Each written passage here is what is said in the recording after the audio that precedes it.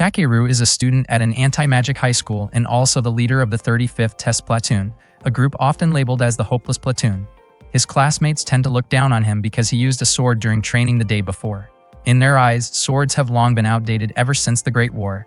Takeru tries his best to ignore their mockery. He attends the school as an Inquisitor trainee to pay off his parents' debt and to support his younger sister. As Takeru walks into the 35th Test Platoon's room, he finds Usagi dressed in a bunny costume, striking a playful pose.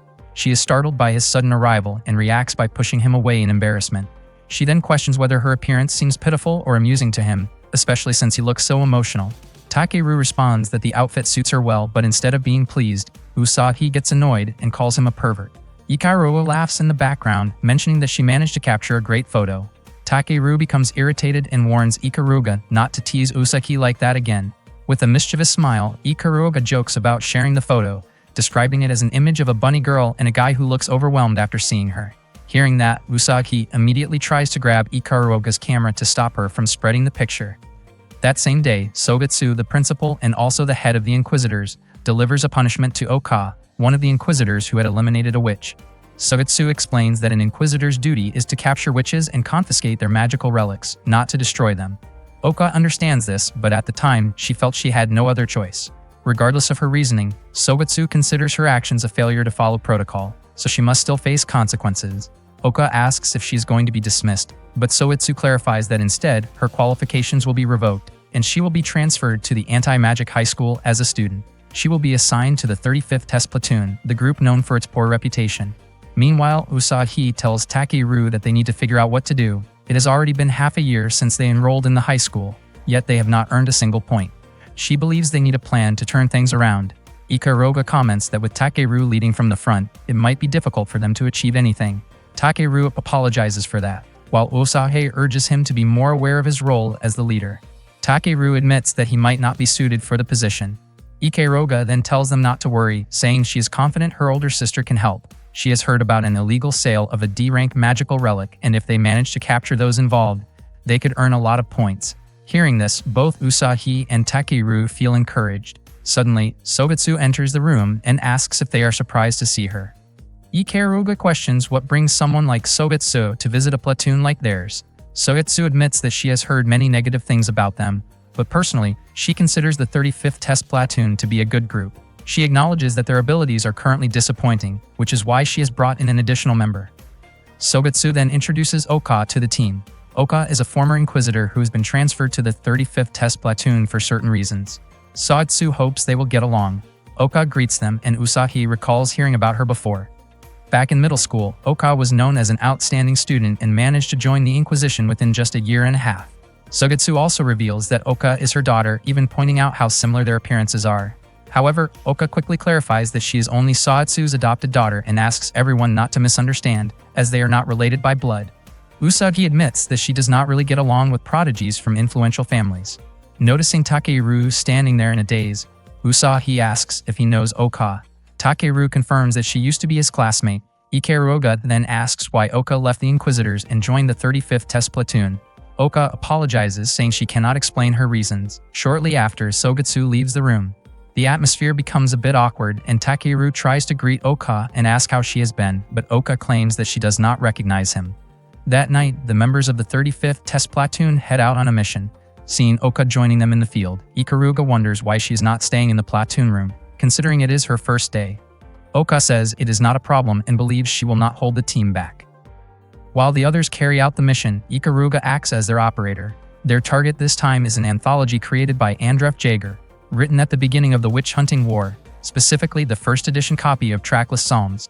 After printing the book, Andref embedded magic into it.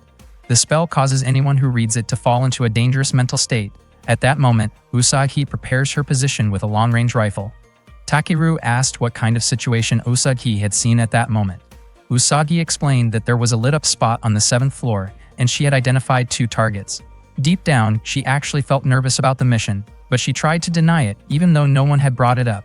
Takeru then instructed Oka to circle around to the other side of the floor, saying that he would give a signal when it was time to strike. Meanwhile, a man was offering a special edition of a book called Trackless Psalms to a girl named Mari. Mari questioned whether the man was being reckless, pointing out that the transaction would be dangerous if the Inquisitors found out. The man simply smiled and said he did not care, especially since he still had other items. At that moment, Takeru spotted someone standing guard in the corridor in front of the target room. He quickly informed the others, saying he would give the signal when it was time to shoot, and he asked Ikaruga to carefully monitor the area. Takeru then ran toward the guard. The guard immediately aimed his pistol at him, but Takeru reacted quickly and fired first. After receiving confirmation that Usopp had taken her shot, Takeru rushed to open the door to the target room. As soon as he burst in, he announced that he was from the Inquisitors and that they would all be arrested for illegal possession and the theft of magical relics. However, Takeru was shocked to find several armed men inside the room he had just stormed. Confused, he asked Usagi what had happened. Usagi replied that she had shot 2 people in the head. Takeru realized that she had misidentified the target, more specifically the wrong building, and that what she had shot were actually just statues. Seeing the chaos unfold, Marie decided to make a quick escape. At that point, Takeru found himself surrounded and threatened by the armed men, who recognized him as a student from the Anti-Magic Academy. Clearly nervous, Takeru tried to brush it off by saying he had simply gotten lost. The men laughed at him, especially when they saw the sword he was carrying. They mocked him, calling his weapon outdated, and continued to make fun of him, which began to irritate Takeru. Ikaruga warned him to stay calm, reminding him that losing his temper would only make things worse. One of the men belittled Takeru's sword, claiming it would be useless against magic or modern weapons. Takeru's anger grew even stronger when the man referred to his sword as nothing more than a piece of scrap metal. Hearing that, Ikaruga realized she could no longer hold him back and decided to let him act as he wished. The man fired his gun at Takeru, but Takeru skillfully deflected the bullets with his sword. The man was visibly shocked. Fueled by anger, Takeru challenged all of them, determined to cut through everything in his path. The men kept firing at him, but he continued to block their attacks with precision. Takeru declared that he would demonstrate how his sword could strike cleanly without leaving a trace. Suddenly, Takeru heard the voice of his younger sister telling him not to make such a frightening expression. That voice snapped him back to his senses, and he calmed down. It turned out to be Ikaruga mimicking his sister's voice, even teasing him by calling him overly attached to her. She then asked about the situation. Takeru laughed it off and told the men that he had only been joking. Right then, Oka arrived and immediately took down the armed men. She moved swiftly, defeating them one by one. Takeru remarked on how impressive she was. Only one man remained, holding the trackless psalms. Oka demanded that he hand it over, but unexpectedly, he activated instant magic and summoned a dragoon. Takeru was confused about how the man possessed an Inquisitor weapon. Seeing the danger, Ikaruga instructed Usagi to move into position. Oka prepared herself to face the dragoon. The operator began firing wildly in all directions, but Oka skillfully dodged the attacks and struck the dragoon. Just as it was about to hit her, the machine suddenly stopped moving. Oka quickly captured the operator and explained that older dragoon models had fragile mechanisms and were not suited for close combat. Takeru hurried over to check on Oka, but unfortunately, he tripped and fell on top of her. In the awkward moment, his hand accidentally made inappropriate contact, which made the situation even more uncomfortable. Oka immediately reacted and struck him, telling him to get off. However, before he could recover, Takeru was hit on the head by debris caused by Usagi's shot.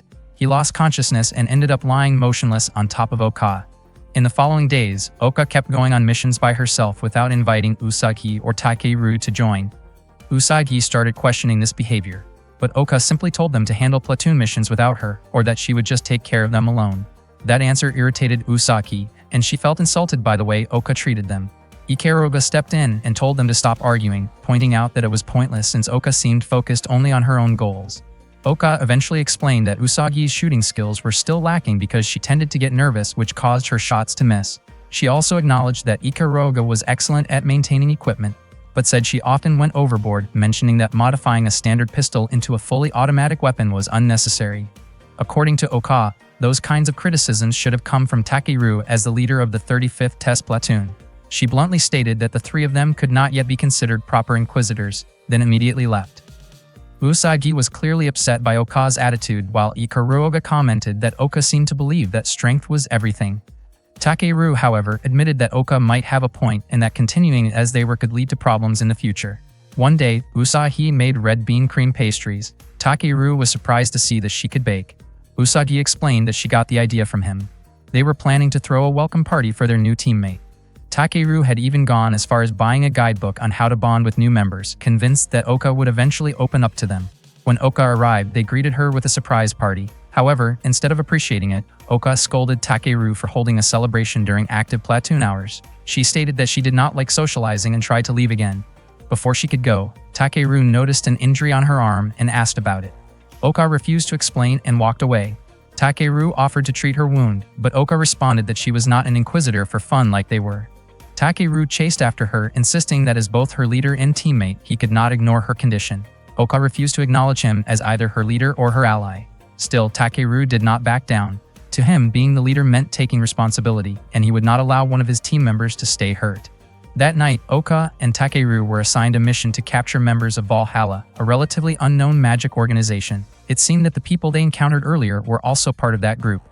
Acting impulsively, Takeru opened a door without thinking, but Oka quickly saved him from an explosion caused by a hidden bomb. Shortly after, two men appeared and started firing at them. Takeru reacted swiftly, deflecting the bullets with his sword. Oka then shot both attackers and proceeded to check the room inside, telling Takeru to hold them off. When Takeru followed her inside, they discovered that the victim had already been killed. Oka blamed herself for arriving too late. Overcome with emotion, she immediately fired at the perpetrators. Takeru was shocked and tried to stop her, warning that killing them would cost her her Inquisitor license. Oka broke down, shouting that she wanted to eliminate all those who abused magic. Takeru reminded her that the purpose of an Inquisitor was to protect people, not act out of revenge. Oka then revealed that her family had been killed by magic users, and she had sworn to dedicate her life to hunting them down. Takeru began to understand her pain. Oka explained that being with others would only get in the way of her personal mission, which was why she refused to become their teammate. She raised her weapon again, but Takeru managed to stop her. He told her that he believed she could still become part of their team. He admitted that he could not fully understand what she had been through, but he would not give up on her. Hearing that, Oka finally broke down in tears. Back when Takeru was still in middle school, Soitsu forced the students to take part in a deadly survival game. Takeru believed he would not lose and was determined to defeat everyone while proving the strength of his swordsmanship. At that time, Kizaki attacked Oka with a sword, but she easily defeated Kizaki in an instant. That moment became the beginning of Takeru and Oka's first meeting in the past. One day while walking down the school hallway, Takeru overheard other students talking about Oka. They regretted that someone who used to be a witch hunter had been assigned to the 35th Test Platoon, a squad widely seen as weak. Takeru felt embarrassed, realizing he had spoken too dramatically to her the day before. Meanwhile, Oka was in Soitsu's office. He advised her not to feel discouraged, explaining that although the members of the 35th Test Platoon seemed unimpressive, each of them actually possessed unique and powerful abilities. Oka, however, showed no interest in his praise.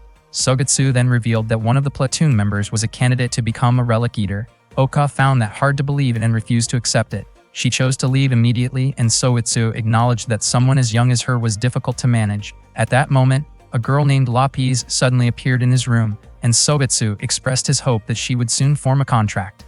That night, Marie met with Haunted. He asked whether she had successfully obtained a fragment of a magical relic, but to Marie, the fragment held no real value. Haunted described himself as a witch capable of reviving the dead, an alchemist, and a spirit summoner. He pointed out that the Einherjar would need weapons to fight. Mary then questioned how many people he had killed. Haunted admitted that the number was around 50, most of them criminals. Mary was clearly upset, and if she had the chance to walk away, she would have chosen to stop him herself. Haunted reassured her that he had promised not to involve civilians, since Valhalla's only enemies were the Inquisitors. He firmly believed that Valhalla would win and erase all prejudice and discrimination against witches. Mary reminded him to keep that promise. On another day, Usagi demonstrated her incredible shooting accuracy in front of Ikuruga. She admitted that during a previous mission, her aim had been slightly off, causing her shot to miss. However, she was confident that she would show her true skill in the next mission. Ikuruga was surprised that Usagi described missing an entire building as only a small mistake. Usagi promised that after seeing her abilities, Oka would no longer speak carelessly to her. Suddenly, Oka appeared and startled Usagi. Takeru invited Oka to have lunch together, but she made it clear that she did not recognize him as her leader. She mentioned hearing from Sogetsu that Takeru had become an Inquisitor mainly for money. In her view, he should feel ashamed for failing as a leader and being unfit for the role. Hearing this, Ikuruga questioned whether Oka had the right to say such things, considering that she had only come to the Anti-Magic Academy after losing her Inquisitor qualifications. Ikuruga also brought up how other Inquisitors referred to Oka as a calamity because she often eliminated suspects without restraint and left chaos behind. Usagi was shocked by what she heard. Oka could not deny those accusations and chose to walk away. At the same time, Haunted stood in the middle of the city, surprised by how calm everything felt compared to when he was alive. To him, the place lacked something essential to human life.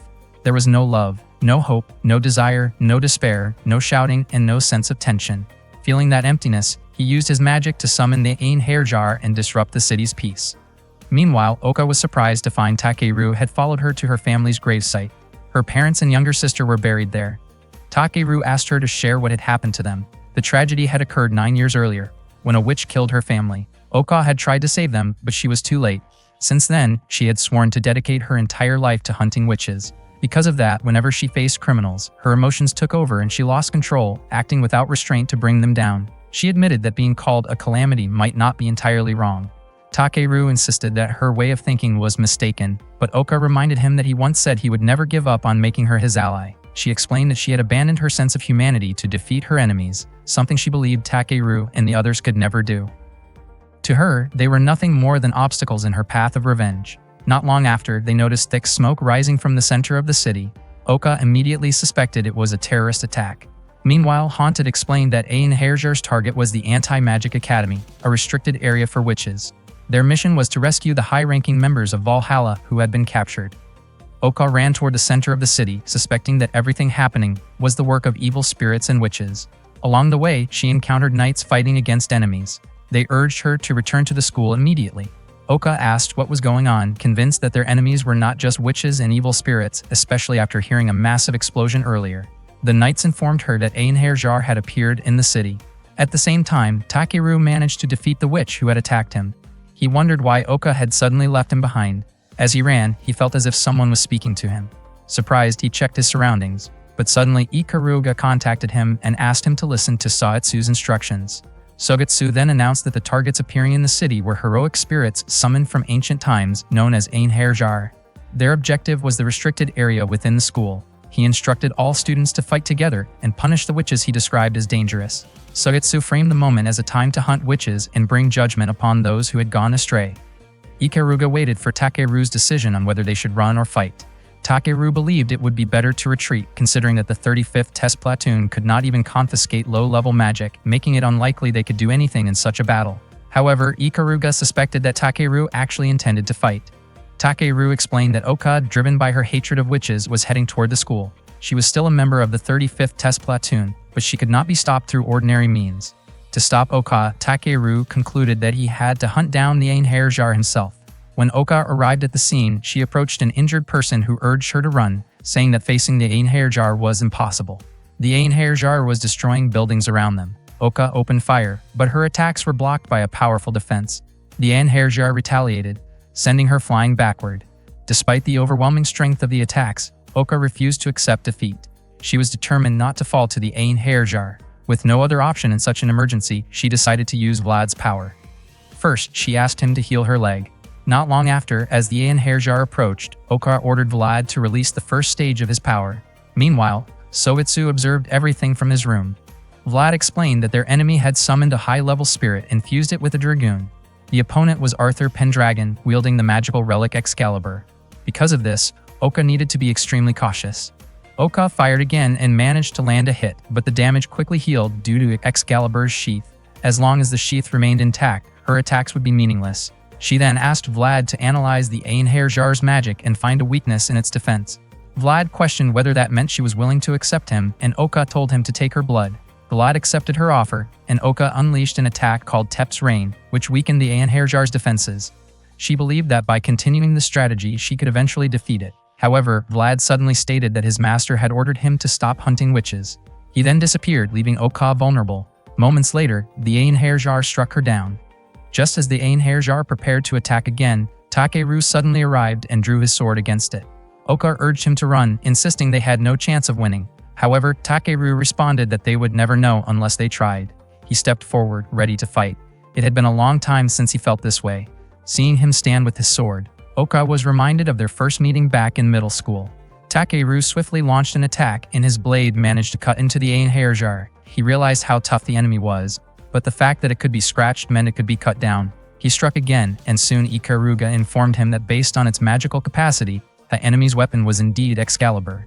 However, its firing system resembled a railgun, similar to what they had encountered during training, meaning there was a delay between each shot. Takeru understood that his best opportunity to attack was right after the Einherjar fired. As soon as it released an attack, he rushed in. He declared that he would not lose in close combat. After he struck with his sword, Usagi provided support by firing from a distance. However, unexpectedly, the Einherjar countered with a powerful magical attack, prompting Ikaruga to urgently tell Takeru to fall back. Takeru immediately ran to get some distance, but the magic attack released by Einherjar quickly triggered a massive explosion. Ikaruga tried to reach him, yet she could not see anything clearly because of the thick smoke covering the area. In that moment, Takeru realized it might truly be impossible for him to defeat Einherjar. He never expected things would end for him in such a grim way. Suddenly, a girl appeared right in front of him and congratulated him for being chosen as the second contractor. She explained that in order to form a contract, he needed to answer a few questions. In the next instant, Takeru found himself in a strange place where the girl introduced herself as Lapis. Her first question was whether Takeru had the desire to become an inquisitor, and he answered that he did. The second question asked if he was prepared to eliminate witches, and Takeru responded that he was ready to take down those who use their powers for harm. Then came the third question, asking if he could set aside what mattered most to him in order to achieve his goal. Takeru refused. Finally, Lapis asked whether he could abandon his own humanity in order to defeat his enemies. Takeru recalled what Oka once said about discarding her humanity to win, and he gave a similar answer.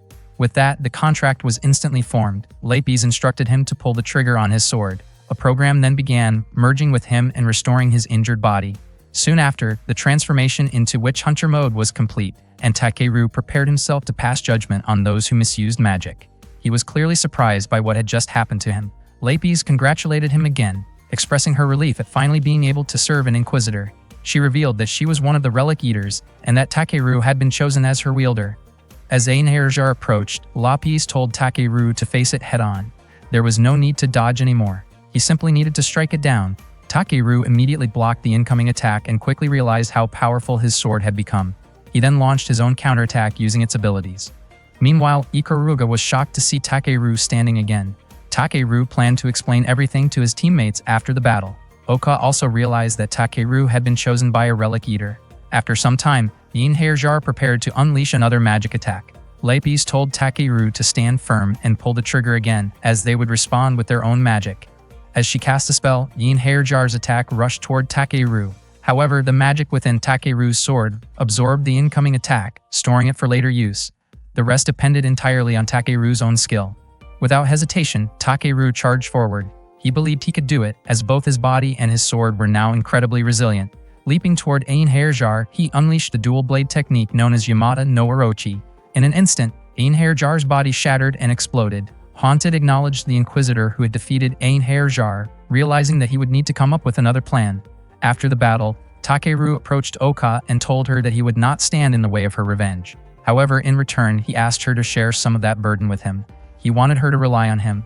Oka seemed surprised, wondering if she was really allowed to ask for something like that. She then said that they were partners. With a gentle smile, she accepted his words, and Takeru rested his head on her lap, taking a moment to recover from the exhaustion.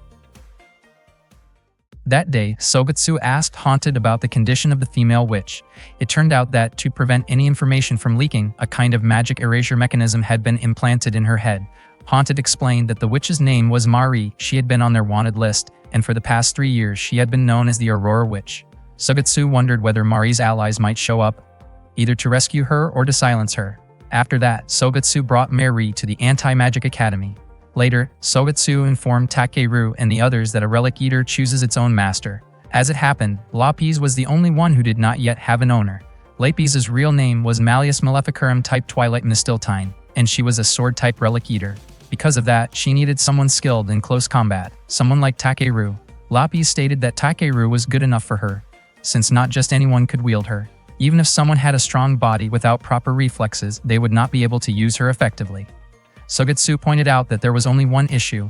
Lapis could speak just like a normal human. To avoid causing trouble among the students, he decided to place Lapis in Takeru's class. He had already prepared an identity for her and listed Takeru as her guardian. Usagi found it strange that Sogetsu had gathered them all just to explain that. Sogetsu then clarified that he had called them in because the 35th Test Platoon had successfully stopped the Einherjar. As a result, he wanted to assign them a special mission. Not long after, Sogetsu brought Mari in and introduced her to the group. He explained that the school had recently implemented a new policy allowing witches to be accepted and even join the Inquisitors. Oka was clearly surprised to hear that. Sogetsu confirmed that Mari was indeed a witch and would be the first one to enroll at the school. Because of that, he asked the team to keep an eye on her. He also instructed them to keep Mari's identity as a witch confidential for the time being. Then Soetsu asked Mari to introduce herself, and she greeted them in a flat, emotionless tone. After leaving Soetsu's office, Mari asked Takeru and the others to leave her alone. She promised she would not run away, since there was a device like an explosive attached to her neck. Takeru explained that the device would activate if Mirai used magic. Usagi felt that leaving Mari alone might be fine, since with the Gleipnir device around her neck, she was basically no different from an ordinary person. Ikeruga commented that Mari seemed troublesome and agreed with letting her be. Unexpectedly, Oka firmly reminded everyone that this was a mission, and they had to carry it out. As Inquisitors, they could not allow a witch to wander around unsupervised. She also warned Mari not to assume everything would go the way she wanted. Oka insisted that Mari report to them if she intended to go anywhere. Mari found that bothersome, and in response, Oka made it clear that if this were not a mission, she would not want to guard a witch at all. The two of them continued arguing. Oka openly stated that she not only disliked witches but also hated magic itself. Mari found that strange, considering that Inquisitors also used magic and Relic Eaters were magical artifacts as well. Seeing the tension escalate, Takeru stepped in and asked them to calm down. Mari could not help but feel confused about why she had to deal with all of this. During shooting practice, Oka hit her targets with precision, while Mari's shots missed by a wide margin. In physical education, Oka performed exceptionally well in the high jump, while Mari struggled. However, in the classroom, when questions about magic came up, Oka could not answer them, whereas Mari responded with ease. Mari felt she had the upper hand in that area, which only irritated Oka further. When lunchtime arrived, the cafeteria was packed with students. Mari quickly managed to get some bread and took the chance to tease Oka, pointing out that even a model student like her could not answer certain questions. Not wanting to back down, Oka fired back by saying that Mari was terrible at sports and mockingly compared her to a slow-moving turtle. Their argument escalated again, drawing attention and creating a scene in the cafeteria. Takeru, when he tried to step in and separate them, both of them reacted at the same time and ended up knocking him down. No one expected that punch to Takeru's face to hurt that much. Mari suddenly handed him a cold drink. Takeru hesitated for a moment, unsure if he should accept it. Mari explained that it was meant to ease the pain on his face. Takeru then apologized to Mari about Oka, explaining that she tended to get emotional whenever magic was involved. He added that Oka had been through a lot and that she was not a bad person, so he hoped Mari could forgive her. Mari found it strange that Takeru was the one apologizing, especially since she was technically a witch, someone considered their enemy. However, Takeru believed that just because Mari was a witch did not automatically make her an enemy. She attended the academy and aimed to become an Inquisitor, so he was convinced she was on their side. Mari warned him not to trust people so easily. She even pointed out that she could have harmed him while he slept. Feeling annoyed, she tossed her empty can toward a trash bin, but it missed. She picked it up and properly threw it away. Seeing that, Takeru burst into laughter. He found it amusing that Mari followed the rules even after saying something so harsh. To him, it seemed that witches were not so different from ordinary people. Mari quickly told him to stop talking like that. She assumed that Takeru wanted to become an Inquisitor because he hated witches. Takeru denied it and instead asked why Oka wanted to become one. The truth was, Oka herself still did not have a clear answer. Takeru then said that if someone like Mari did not have a strong determination, becoming an Inquisitor would not be possible. Mari admitted that many people saw magic as something dangerous, and she wanted to change that perception. She wanted to prove that magic was not inherently harmful and could actually be used to help others. While some types of magic were indeed dangerous, there were also kinds that could bring good. She wanted to prove that, and at the same time, she intended to stop those who misused magic. Takeru commented that her goal was admirable. Mari, however, found Takeru strange for not hating magic or witches. They eventually introduced themselves, and Mari remarked that Takeru's name sounded cute. Suddenly, a troubling thought crossed her mind, leaving her visibly startled. Meanwhile, Haunted was deep in thought, trying to decide what to do next. The night before, Mari had scolded him for breaking his promise, since he had previously said he would not harm civilians. Not long after, a group of Inquisitors arrived to apprehend him. When Haunted prepared to unleash his magic, Mari urged the Inquisitors to retreat. Unfortunately, it was too late. Haunted had already planted magical seeds within them, and in an instant, they collapsed as the magic took effect. Soon after, more Inquisitors arrived, capturing Mari in the process. Haunted then cast a memory-altering spell and quickly left the scene. At that moment, Noct, who was with Haunted, wondered if it would have been better to place an explosive spell on Mari instead. Haunted simply smiled and said that he had no intention of ending her life. Instead, he wanted her to face lasting emotional consequences. Mari's capture by the Inquisitors was something he had not anticipated, and he had no intention of leaving things as they were. He was willing to do whatever it took for Valhalla and for what he cared about. Back at the 35th Test Platoon room, the argument between Mari and Oka continued, with Takeru constantly trying to calm them down. He reminded Oka that their mission was to keep an eye on Mari, and he also asked Mari to stop stirring up trouble. When Oka heard Takeru casually calling Mari by her first name, she questioned why they seemed so close. Takeru responded that it was not a problem since Mari herself had suggested it. Playfully, Mari wrapped her arm around Takeru in front of Oka and hinted that they had grown closer. Oka grew irritated, thinking that Takeru was being swayed by Mari. Takeru quickly clarified that it was all a misunderstanding, explaining that Mari's first name was simply easier to say than her last name. Usagi stepped in and scolded everyone, reminding them that it was not the time to argue over something so trivial. She then informed them about the Anti-Magic Academy's autumn training tournament. Later that day, Takeru ran into Kyoya and Akira while checking the tournament announcement on the bulletin board. Kyoya looked down on the 35th Test Platoon for participating, but Takeru casually replied that he and his teammates were mainly aiming for the prize. Kyoya called him a loser and mentioned that the 35th Test Platoon would face the 15th Test Platoon in the second round. He said he was looking forward to it, though he doubted they would even make it past the first round. Afterward, Akira apologized to Takeru for her captain's behavior. As Takeru was about to head home, he ran into Mari at the school gate. She had been waiting for him because she was going to stay over at his place. Suddenly, Oka showed up and pulled on Mari's head, convinced that Mari must have been using some kind of charm spell. Oka refused to let someone as dangerous as Mari be alone with Takeru. Mari denied the accusation, but Oka insisted that someone like Takeru would easily fall for cheap tricks like that. Mari had no choice but to stay at Takeru's place since there were no empty rooms left in the girls' dorm. On top of that, the existence of Gleipnir was not known to the other students, so she had to stay outside the school grounds. Usagi still lived with her parents, and Ikaruga did not have a place either. Besides, Mari clearly did not want to stay with Oka. Oka, however, refused to let Mari stay alone with Takeru and decided to act as a supervisor to make sure Mari would not harm him. When they arrived in front of Takeru's apartment, the place looked eerie and the sound of crows made it even more unsettling. Oka seemed visibly scared, and Mari even suggested that she should just go home. Mari did not expect that someone as exemplary as Oka would be afraid of ghosts. Once they reached the door, Takeru handed the key to Mari and left for his part-time job. Mari held Oka back, not wanting to be left alone. Meanwhile, Hayato and Kanata were watching Mari from a distance. Kanata wondered why Valhalla had not shown up yet, even though Mari had already been taken out of the school. That night, when Takeru returned from work, he was surprised to see Mari right after she had finished showering. Embarrassed, Mari asked him to wait outside for a moment. Not long after, Oka came running toward Mari, shouting in fear. Both Oka and Mari ended up crashing into Takeru, and moments later, he received 2 quick slaps to the face. Before going to sleep, Takeru asked Mari how she felt after spending her first day at the Anti-Magic Academy. He also mentioned that she seemed to be getting along better with Oka. Mari found that assumption strange since she felt that she and Oka were completely incompatible. Takeru explained that none of the members of the 35th Test Platoon really cared about whether someone was a witch or not. Even though teamwork might be difficult at first, he believed they would eventually figure it out. Mari responded by pointing out that their worlds were fundamentally different, since she was a witch and Takeru was human. The next day was the tournament. The 35th Test Platoon was competing in the first round. Usagi pleaded with Takeru to help her as she found herself in a tough situation.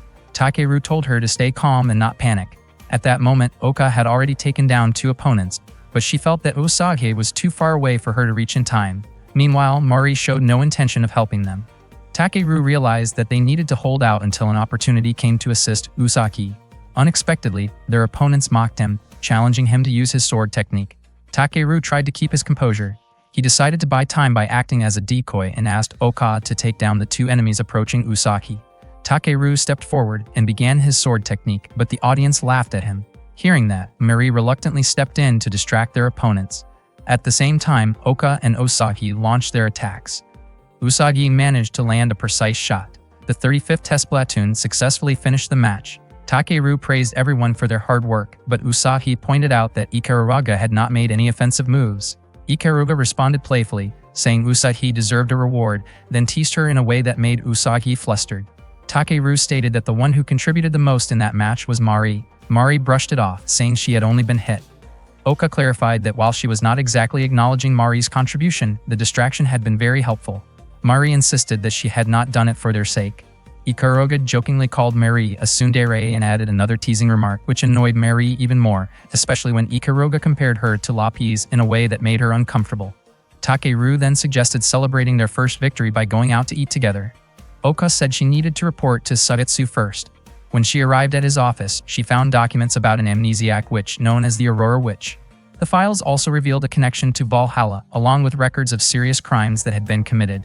Oka was deeply shocked after reading through the information. That night, Takeru and the others were walking around, checking out the different game booths. Seeing how close Usagi and Ikaruga had become, he commented on how well they got along. Takeru mentioned that the two of them used to clash a lot, just like Mari and Oka, constantly arguing whenever they met.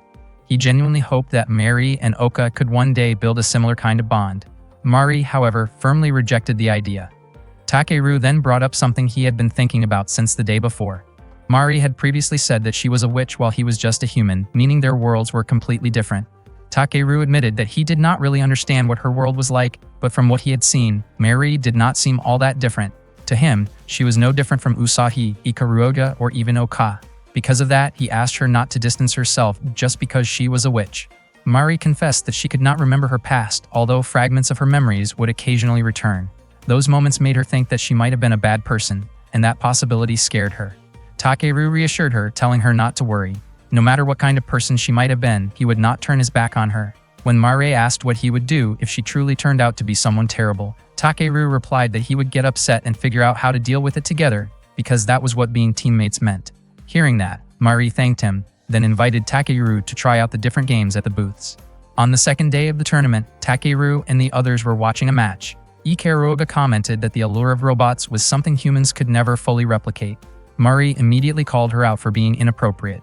Not long after, Oka approached them and Mari casually joked that even a model student could be late sometimes. Oka responded with a sharp glare, leaving Mari confused since she had only been joking. Oka then asked Takeru to speak with her privately. She brought up Mari's past, saying that Mari had once been involved in a killing. Takeru found it hard to believe.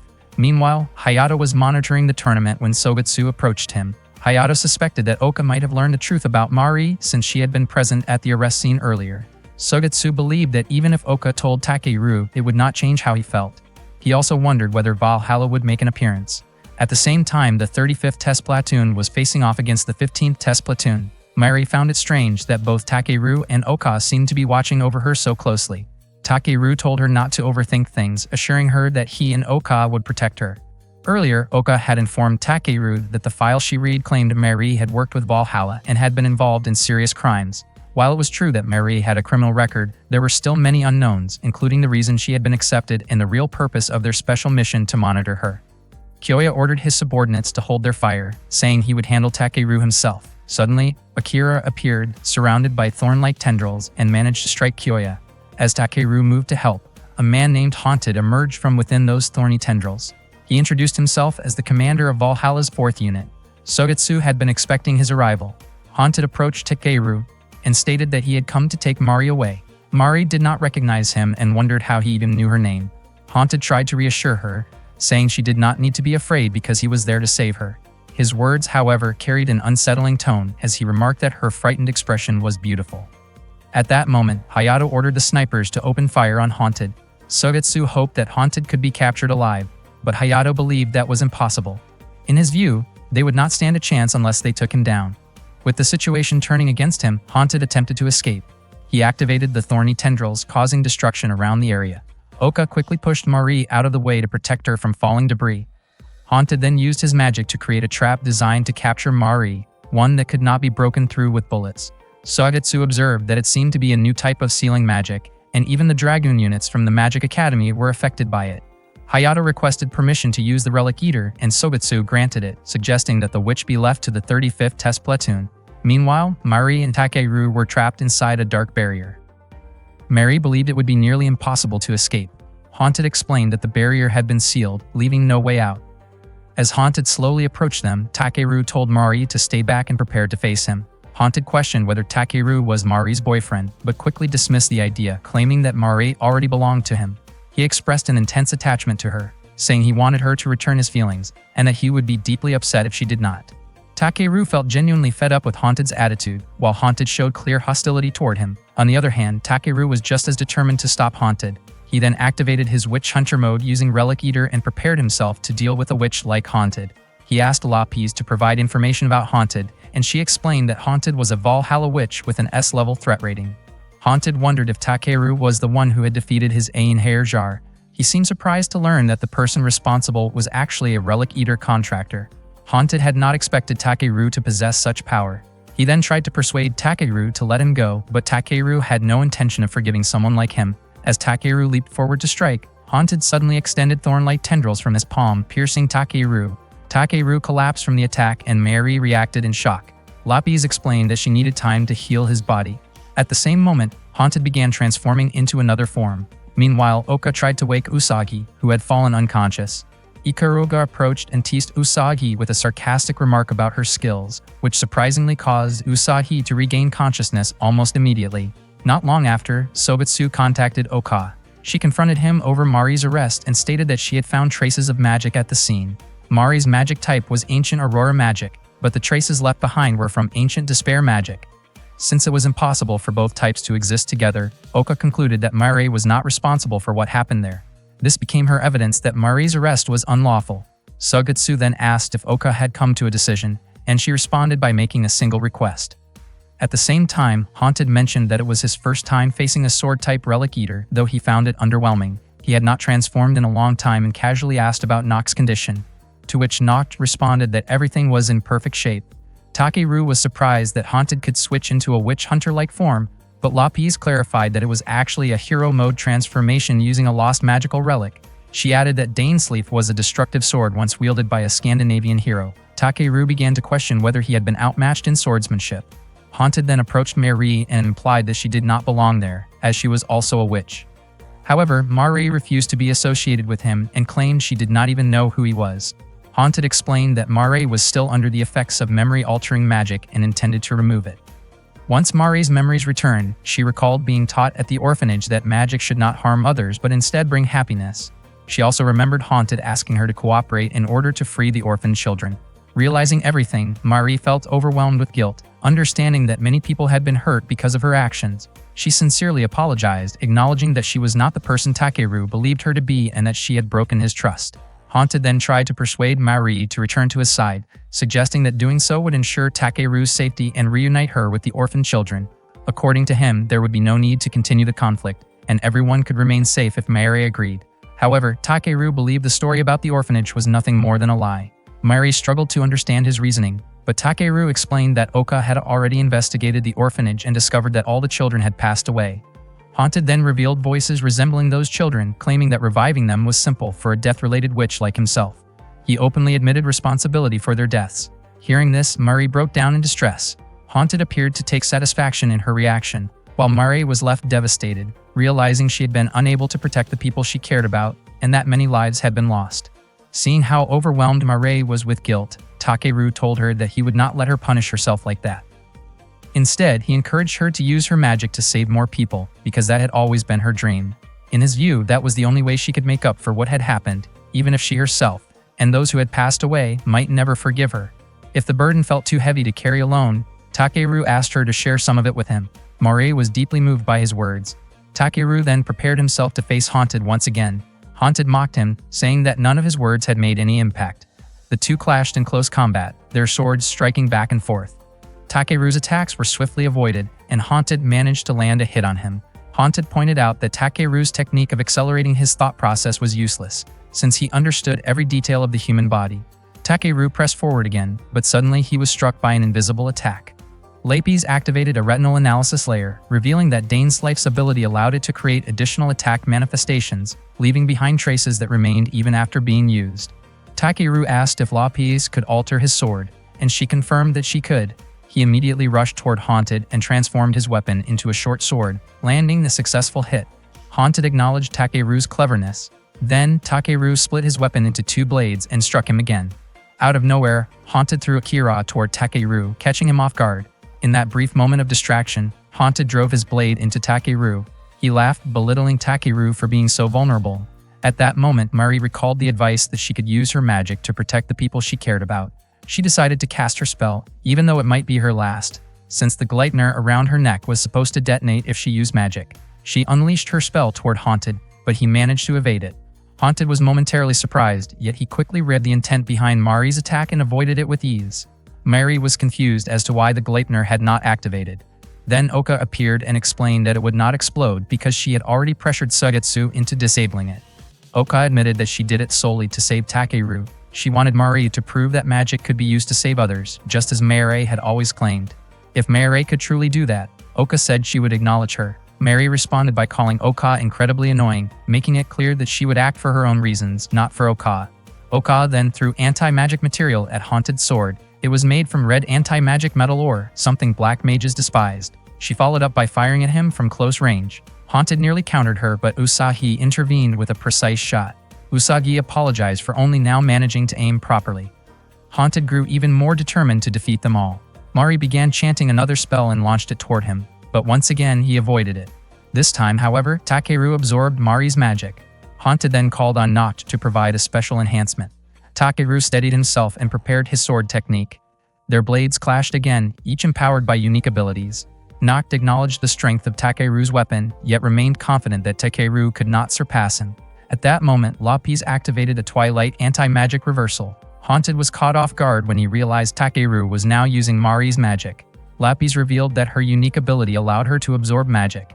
She declared that neither Haunted nor his weapon could match her or Takeru. With that power, Takeru managed to restore Haunted's body to its original state. When Haunted asked for his name and learned that Takeru belonged to a demon-hunting clan, Takeru was puzzled as to how he knew that. Without another word, Haunted chose to retreat. As the battle ended, Takeru's body gave out and the magical seal disappeared. Mari rushed over to him, thanking him sincerely and expressing how grateful she was to have met him. Takeru simply smiled in response. One day, Usagi's mother Kikyo asked her how school had been going. Usagi happily said that her school life had been really fun. However, that was not what Kikyo was actually asking about. Based on Usagi's grades, Kikyo believed there was no way Usagi would move up to the next grade and graduating seemed impossible. Hearing that, Usagi immediately apologized. Kikyo then stated that she would speed up Usagi's arranged marriage, and that the current month would be Usagi's last time attending school. Without waiting for a response, Kikyo left. Usagi desperately called out to her, promising that she would improve her grades and make it to graduation. But Kikyo refused to listen to her pleas. On top of that, Kikyo revealed that she was not Usagi's biological mother.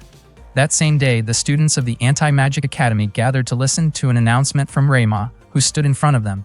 He announced that the school would once again hold the Witch Hunt Festival. Takeru quietly asked Ikaruga about the person speaking. Ikaruga explained that he was a transfer student who had arrived just a month earlier. Reima then explained that this year's festival would have a different set of rules. He introduced a special currency that would be used during the event. This currency could be exchanged for academic points or even real money. Ikaruga commented that Reima seemed quite materialistic. On the other hand, Mari saw it as a great opportunity for the 35th Test Platoon, since they were in need of points. Oka disagreed, arguing that it would be better for them to focus on their usual missions instead of participating in the festival. She assumed Takeru would agree with her, but to her surprise, he declared that he would take the festival very seriously. Later, when Takeru and the others gathered in the 35th Test Platoon room, they were puzzled by his enthusiasm. Oka realized that the platoon really did need those points, and Ikaruga added that money was likely another reason. Takeru began outlining the need for a plan, a list of materials, and even an empty classroom to use. Ikaruga then explained to Oka and Mari that Takeru had been left with debt by his parents. By participating in the festival, he hoped to pay off part of that debt. Additionally, his younger sister had been living under difficult circumstances. After hearing this, Oka finally agreed to join the festival. Takeru encouraged everyone, confidently declaring that the 35th Test Platoon would win. Mari jokingly remarked that he sounded like a real leader. At that moment, Usagi was about to enter the room, but accidentally overheard Takeru's passionate speech about winning the festival. His words reminded her of what Kikyo had said, that this would be her final month at school. Not long after, Takeru wondered why Usagi had not shown up yet. Ikaruga explained that Usagi was receiving treatment for her eye. Since she served as the eyes of the 35th Test Platoon, her condition needed immediate attention. Meanwhile, Usagi felt confused hearing her friends speak so kindly about her. Mari mentioned that it was strange how Usagi disliked being called Yusa-chan, since it meant bunny, yet the ribbon she wore looked just like rabbit ears. Ikaruga pointed out that Usagi actually did not mind the nickname that much. Mari then said she would not hesitate to use it anymore. Suddenly, Usagi appeared and firmly warned them not to call her that. She explained that the ribbon she wore was a keepsake from her grandmother. The others quickly clarified that they had not meant to tease her. Takeru even commented that she looked cute wearing it. Hearing that, Usagi's face turned red. The others gave Takeru disapproving looks, but he insisted he was just being honest. Usagi then questioned why they were discussing something as important as the Witch Hunt Festival without her being present. Soon after, a male student entered the 35th Test Platoon room. He introduced himself as Ishida, the leader of the 23rd Test Platoon. He explained that he had come to propose an alliance between their platoons for the festival. He also admitted that his platoon was currently short on members. Takeru agreed, seeing it as a mutually beneficial arrangement. Later, Usagi walked alone down the school corridor. She could not understand why her platoon needed to cooperate with another group. With her time at school running out, she wanted to spend as much time as possible with her own teammates. Lost in thought, Usagi accidentally bumped into Reima. She immediately apologized for her carelessness. Reima greeted her calmly and gently patted her head, which made Usagi visibly nervous. He then told her that she no longer needed to stay there and did not have to keep pushing herself. Hearing those words, Usagi lowered her head, feeling shaken. Reima continued, saying that from that moment on, she would remain by his side. At that moment, Takeru was walking by while carrying some items. He suddenly noticed Usagi crying and immediately approached her. He recognized Reima as the head of the executive committee. Reima smiled and thanked Takeru for taking good care of Usagi, then introduced himself as her childhood friend. Before leaving, he asked Takeru to keep looking after Usagi, even if only for a short time, because she meant a lot to him.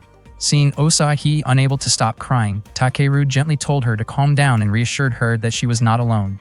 Usagi asked for his help and Takeru promised that he would help her no matter what.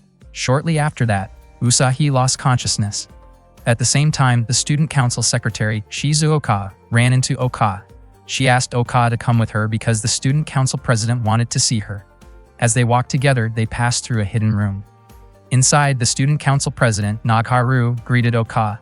Nagharu then handed Shizuoka an orange as a reward for successfully bringing Oka to her. She apologized for always making sudden requests, but Shizuoka did not mind at all, since she considered herself a spy anyway.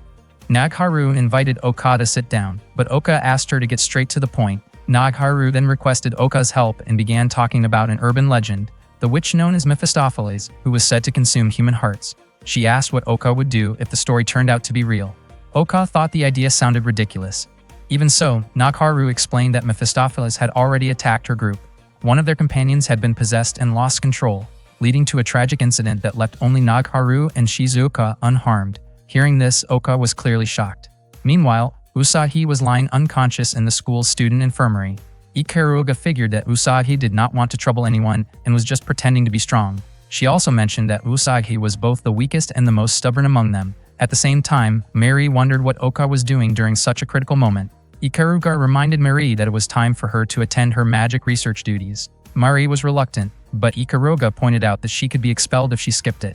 Takeru mentioned that he also had something to do, but Usagi's hand held onto him, stopping him from leaving. Ikaruga commented that Usagi must care deeply about Takeru. In the end, Takeru decided to stay by Usagi's side until she woke up. Before leaving, Mari warned him not to behave inappropriately while Usagi was asleep. Takeru firmly denied any such intention, and Mari responded with a strict warning that she would not tolerate any misconduct. That night, Usagi slowly opened her eyes. She seemed confused about why she was in the student infirmary. Takeru explained that she had fainted in the hallway earlier. Usagi asked if he had been staying with her the whole time, and Takeru admitted that he had promised to help her. She apologized for making him wait until late at night, and Takeru offered to walk her home. When Usagi realized she had been holding his hand, she quickly pulled away in surprise and apologized for doing so while she was unconscious. Takeru reassured her that it was not a big deal. Elsewhere, Nagharu asked Oka what she thought about Reima. Oka questioned why she was bringing him up. Nagharu explained that Reima seemed unusually capable. He had only transferred to the school a month ago, yet he had already organized the school festival and become the head of the executive committee. What made it even more suspicious was that his arrival coincided with the incident that had happened to Nagharu and her group. While walking home together, Takeru asked Usagi about her childhood friend Reima. Usagi replied that it was not something she felt comfortable talking about. Takeru grew concerned and told her that if she needed saving, he would do everything he could to help. He believed he could at least do something for her. Out of nowhere, Usagi asked Takeru to marry her. He was left speechless. Usagi quickly added that she knew it was an unreasonable request. She then revealed that Reima was actually her fiancé. She had been forced into the engagement with the Tenmyoji family to secure the future of the Saionji family, and she blamed herself for being unable to change her situation. With a sad expression, Usagi admitted that it would be her last month at school. Hearing all of that, Takeru asked Usagi to stay at his apartment for the night. That night, Usagi stayed over at Takeru's apartment. While she was taking a shower, her thoughts started to drift toward a future she hoped for with him. She imagined that if things worked out between them, she would not have to go through with the arranged marriage to Reima and could stay by Takeru's side instead. Her thoughts wandered even further, picturing what their life together might look like and wondering whether that kind of future would make him happy. After finishing her shower, Usagi stepped out wrapped in a towel, which caught Takeru off guard. He quickly offered to get her a change of clothes, but she refused, speaking in a way that confused him. Before he could fully respond, Usagi slipped and Takeru instinctively caught her. In the process, her towel came loose, leaving her flustered and embarrassed. Her face turned red as she asked him not to make the situation more awkward than it already was. She then leaned closer, unsure but clearly nervous about what she was doing. At that exact moment, Mari, Oka, and Ikaruga arrived at Takeru's apartment and opened the door without warning. They froze in shock at the scene in front of them. Takeru immediately tried to explain, but the situation only became more chaotic. Mari questioned him since she had already warned him before. Oka could not believe things had gotten that far, and Ikaruga jokingly wondered why she had not been included. The misunderstanding quickly escalated and Takeru ended up getting scolded by all of them at once. After things calmed down, Takeru explained Usagi's situation regarding her arranged marriage with Reima. Ikaruga commented that Reima might seem like a good match because of his wealthy background, but if Usagi did not like him, then marrying Takeru would make more sense. That statement surprised everyone in the room. Usagi then asked why they had all come to the apartment. Takeru admitted that he had invited them to discuss a strategy. The meeting focused on a plan to help Usagi. According to Takeru, they needed to earn more points so they could gain approval from the Saionji family. He wanted the 35th Test Platoon to improve their performance and prove themselves worthy in the eyes of Usagi's parents. Usagi felt conflicted and said she could not ask them to go that far for her, especially since she had nothing to offer in return. Ikaruga firmly reminded her that her problem was also their problem. Mari added that without Usagi, the 35th Test Platoon would feel incomplete. Oka admitted that even though she had her own reservations about the upcoming festival, losing Usagi would be far more difficult to accept. Takeru reassured her that he and everyone else would support her with everything they had. Hearing that, Usagi became emotional. Takeru reminded her that she was not alone because she had all of them by her side. Usagi broke into tears again, feeling like she had always been a burden, but Takeru quickly corrected her. He reminded her of all the times she had saved them, from their battle against the Einherjar to the tournament. Without her, they might not have made it this far. Even now, they still needed her, and that was why they were all there together. That night, they began putting together a plan for the Witch Hunt Festival. The next day, Ikaruga explained their strategy to the 23rd Test Platoon. Their idea for winning the festival was to host a cosplay-themed event. Everyone seemed excited about it. As part of the plan, Oka appeared in a stylish Cheongsam-inspired outfit. Mari wore a school-themed swimsuit. Lapi showed up in a simple, oversized shirt, and Usagi wore a bold costume that made her feel extremely self-conscious. She felt embarrassed, thinking the outfit was too revealing, while the boys reacted with loud excitement. Not long after, Takeru also appeared wearing a maid outfit, which added to the lively atmosphere. Before they changed back into their regular clothes, they decided to take photos together. Usagi still looked shy about her appearance, but her friends encouraged her to join in. She stepped closer, and together they posed, capturing the moment with a mix of playful and cheerful expressions.